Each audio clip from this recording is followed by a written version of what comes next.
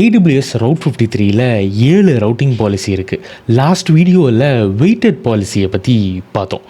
இந்த வீடியோவில் most used route 53 policy, அதாவது ஃபெயில் ஓவர் பாலிசியை பற்றி பார்க்க போகிறோம். அதை பார்க்குறதுக்கு முன்னாடி என்னை ஃபாலோ பண்ண மறக்காதீங்க. இந்த மாதிரி டீப்பரான கண்டென்ட்டு நிறையா என்னோட ப்ராட்காஸ்ட் சேனலில் போஸ்ட் பண்ணுவேன். மறக்காமல் செக் அவுட் பண்ணி பாருங்கள். ஒரு ஃபெயில் ஓவர் பாலிசிக்கு 2 விஷயம் முக்கியமாக கான்ஃபிகர் பண்ணும்.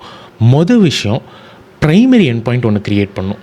ரெண்டாவது விஷயம், செகண்டரி எண்ட் பாயிண்ட் ஒன்று க்ரியேட் பண்ணும். இதை க்ரியேட் பண்ணுறது மட்டும் இல்லாமல் ஒவ்வொரு எண்ட் பாயிண்ட்டுக்கும் ஹெல்த் செக்ஸை கான்ஃபிகர் பண்ணும். எதுக்கு ஹெல்த் செக்ஸை கான்ஃபிகர் பண்ணும்? இந்த ஆர்கிடெக்சரல் டயக்ராமை நல்லா கவனிங்க. ஒரு ரீஜியனில் ஒரு செட் ஆஃப் ரிசோர்ஸஸும் இன்னொரு ரீஜியனில் இன்னொரு செட் ஆஃப் ரிசோர்ஸஸையும் நீங்கள் இங்கே பார்க்கலாம். ஆனால் ரவுட் 53ல் கவனிச்சிங்கன்னா ஒரு செட் ஆஃப் ரிசோர்ஸஸ்க்கு ஆக்டிவ்னும் இன்னொரு செட் ஆஃப் ரிசோர்ஸஸ்க்கு இன்ஆக்டிவ்னும் இருக்கும்.